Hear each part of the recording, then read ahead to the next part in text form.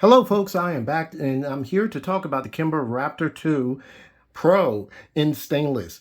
As you see in the background, there's my other Kimber Raptor 2. I'll talk about that momentarily, but this is the Pro model. The Pro model means that just like Colt has the commander size, this is the equivalent of a commander size. So let me get over to the specs here. The specs are going to be that this is a 8-round magazine, and I'm going to show clear on this real quickly so the YouTube gods don't get upset. As you see, it is clear, safe to talk about, and like I said, this does come with a 8-round magazine. It also has ambidextrous safety, as you see right here, on both sides. And let me give you some specs on there. Let's see here. We got the height is going to be 5.25 inches from the bottom here up to the top here. Also, you're going to have a sight radius with these tritium dot sights right here, sight radius of 5.2 inches. So from here over to here, as well as the total length of 7.7 inches. Also, you're going to have a weight of 35 ounces. So it's a little weighty, but because this is a all steel firearm, it's not some 1911s come in with a alloy frame with a steel top. So this is all steel right here. Also, you see the grips here. The grips are going to be what they call the zebra wood grips. This is exclusively from Kimber, and you'll see the Kimber logo here. And some people call these like an alligator type pattern. The trigger is going to be an aluminum match trigger with a poundage of 4 to 5 pounds. Very decent trigger. I'll talk to you about that a little later on. And the recoil spring assembly. The recoil spring assembly, which you cannot see inside, but it is on a one-piece guide rod system. And if you look here, there is the hole that you can put a paper clip in there. A lot of people are not fond of this guide rod assembly, but it is easy to take down once you get used to it.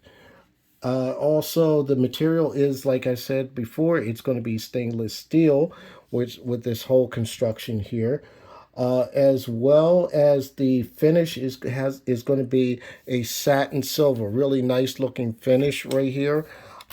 To me, it kind of brings out the firearm very well.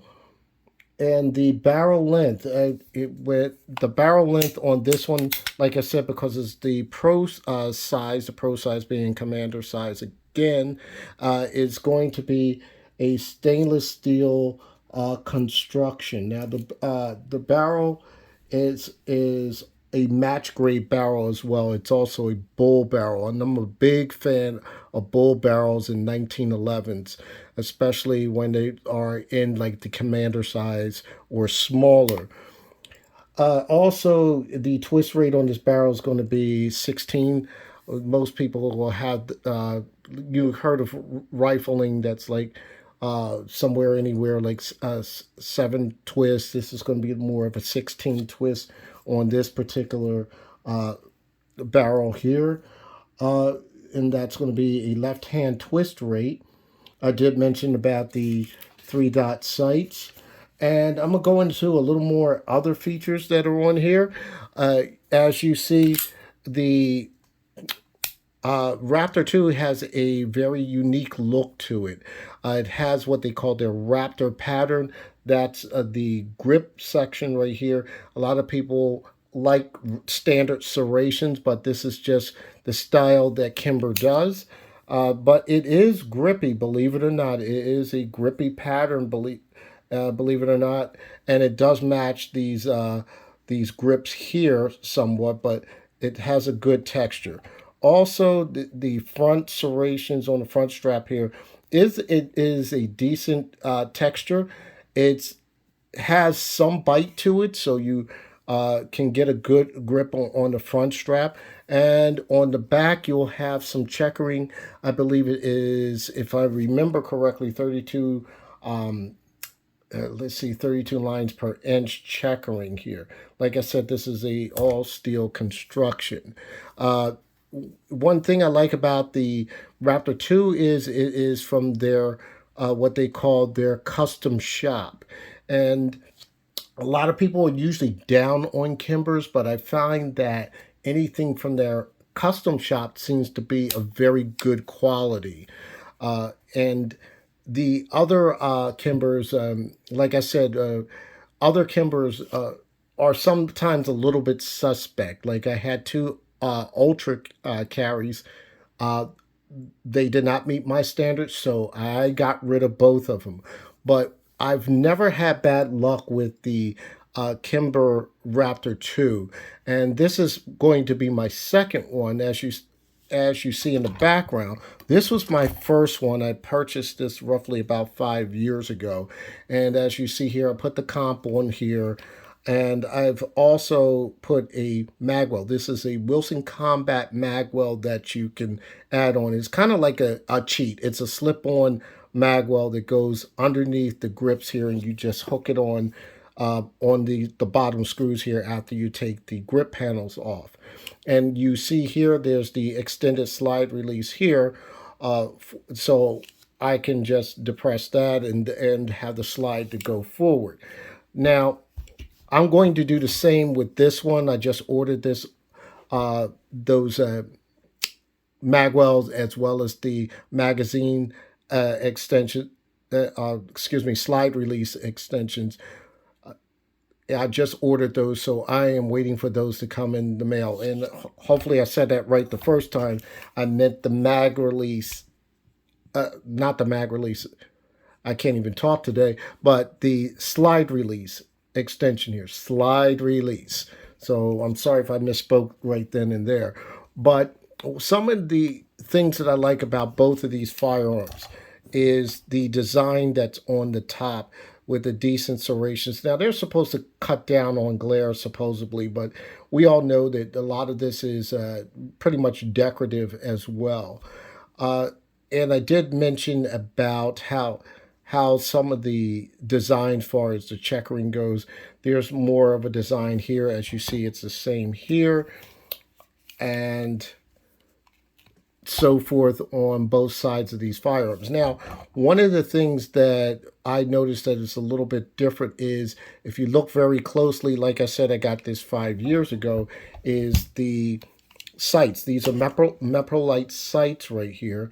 And the Meprolite sights, if I could focus in, I like these sights very well. Very well. This is probably my most accurate, one of my most accurate 1911s, because I can shoot this firearm and have really, really tight to 1 to 2 inch groups. I consider myself an average shooter.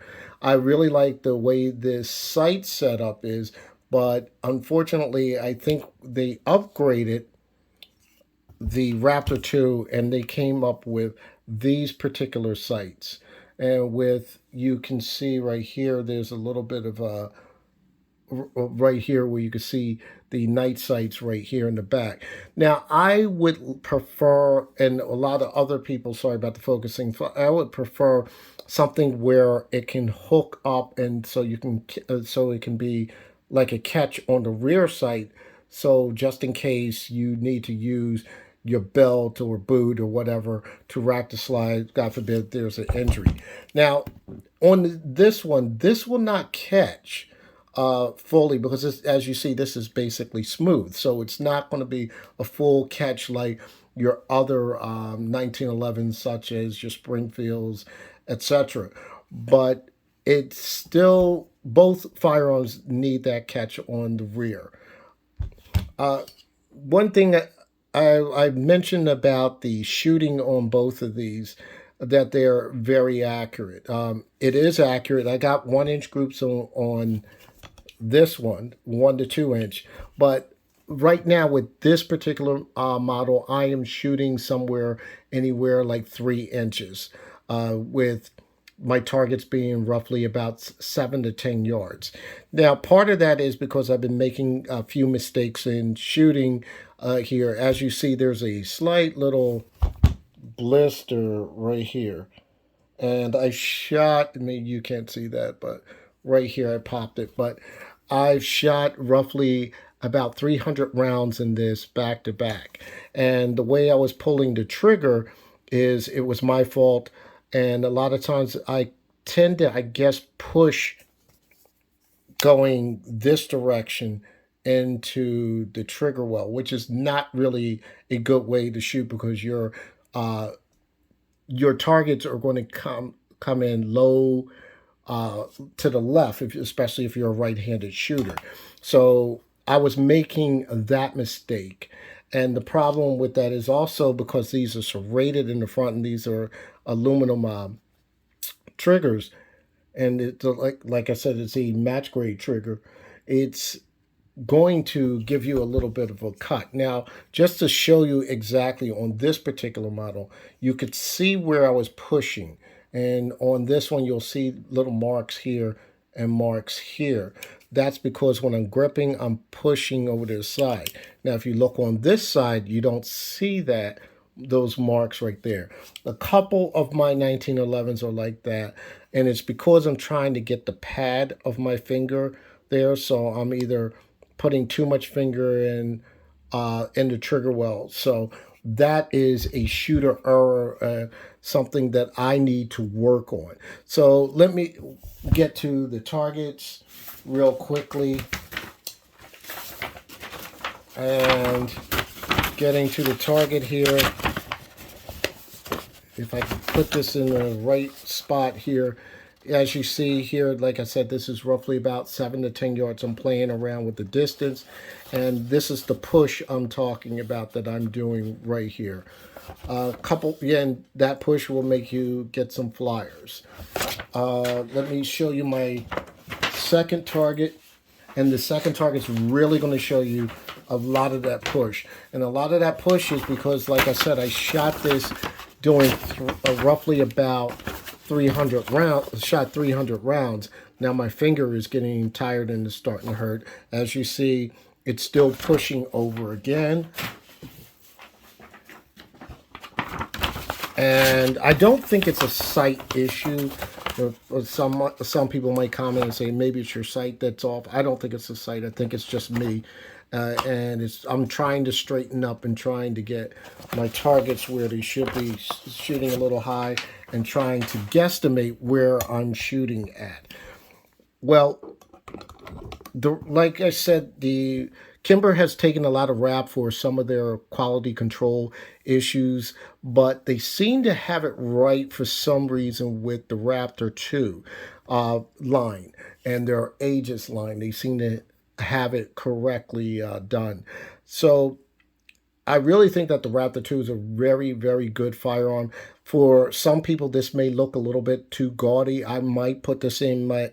I'm going to definitely put this in my carry rotation. A lot of, like I said, these are not going to be safe queened. They're going to be in a carry rotation. Not this one, but this is more like my range one. But this is not going to be a safe queen. This is going to be in a carry rotation. It is a little weighty at, I believe I said 32 ounces. 30. Well, it's 35 ounces. It is a little weighty, but you got to do what you got to do. So, like I said, I really like this firearm. It's pretty accurate for what it is, or accurate as I can shoot it. I will continue to shoot this, and I didn't mention, but there were no malfunctions on this particular firearm. I have over 1,000 rounds through this with no malfunctions. I do have another Kimber. I can't say the same for that, but I can say the same for these two right here, that there were no malfunctions whatsoever with any ammo that I used, whether it was Cellar and Bellet, whether it was two different types of Federal. And we'll be doing some further testing on this.